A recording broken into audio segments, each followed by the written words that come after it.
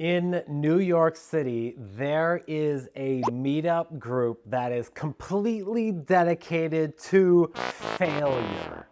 That's right, failure. Failed entrepreneurs, failed ideas, failed initiatives, failed projects. The whole point of the meetup is that they get together once a month and one person gets on the stage and says, "Hi, my name's Tom. I once tried to create an app to help college students fundraise. It was called Student Launcher and it failed." And then they share the lessons that they learned. I know it sounds strange, but oddly enough, I really love this concept because I think people learn more through failure than they do through successes because there's more raw honesty in the failure. There's no more skin in the game, so they have to sit back and go, wow, what went wrong? Or sometimes that failure, that lesson, hits them in the face because they realize what went wrong. So I wanted to go to this meetup and I found the date that worked for me. I went to the place that it was hosted, went in the front door, checked in with the door person, went to the elevator and met one other person who happened to also be going to the same meetup as me in the elevator. We said hi and we connected. Elevator opens up into a large loft area where music's playing, there's drinks happening, there's food happening, there's chairs set up. Clearly there's a stage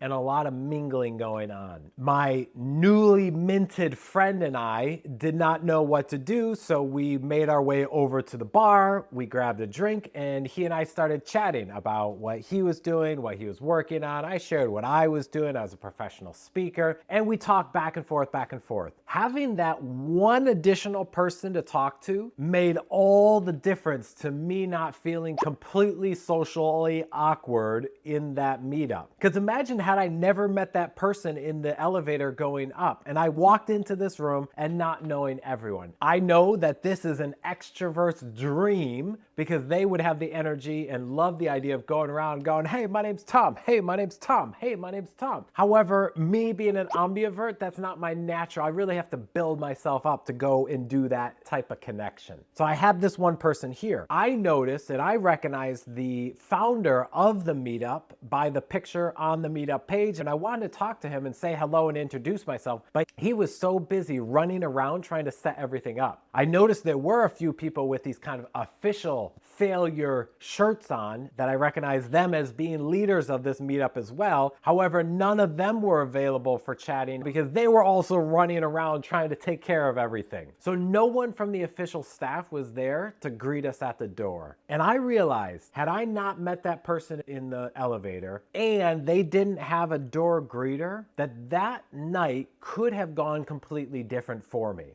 And I realized that night also how valuable it is for you and your community to have someone be the official door greeter. You know, walk into Walmart and they have that person that's up front. Now, I know that they do that because it also reduces the crime, but this concept of having a door greeter has three major values in terms of community engagement and community retention. The first one is that it reduces the social awkwardness. This kind of setup where I walk in, I know no one, is great for extroverts. I was lucky that I met someone in the elevator, but had I not met that person, I would have sat there socially awkward at the bar or sitting down, looking at my phone, waiting for the event to happen because I didn't want to or have the energy to walk up like an extrovert and say hi to everyone there. The second big value is having a door greeter. It's like social lubricant for introverts because it helps to bridge that gap for them, to help ease the effort into making a connection. Because otherwise the ramp up from walking in not knowing anyone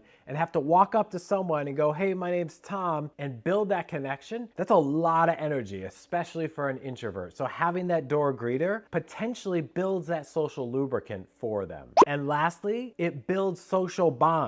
If there's door greeters, they're going to start to meet the people as they walk in. And if I walk in and I say, "Hey, my name's Tom, I'm actually in education and I do professional speaking," that door greeter if they're smart, will have remembered who else they've met throughout the night. And they go, oh, I have someone you should talk to. And they can bring me over to that person and build a connection because they say, John, you should meet Tom. Tom, you should meet John because you're both professional speakers. And of course, we're going to start talking about Beanie Babies. No, I'm just kidding. Professional speaking, because that is a topic that bonds us together. And the door greeter made that connection happen. This simple step of having someone at the door that greets each new person that walks in adds massive value to your event and to your community in terms of engagement. So think about next time you're hosting an event, what can you do to have someone there? Have them connect with each person that walks in, introduce themselves, learn a little bit about that person, then go and try and build the social connection between that person and someone else in the room so that they get to know each other. Once that conversation between those two people start happening, walk away, the door greeter goes back to the door, introduces themselves to more people, builds more social connections, and on and on and on and on. In our world, we have a program called Dance Floor Theory. And the first rule of Dance Floor Theory is that the more friends you have on a dance, the more fun that dance is going to be. A door greeter is an essential element to creating the more friends equals more fun concept on a dance floor and in any community anywhere. My name's Tom. I'm here to help you to engage the people on your dance floor.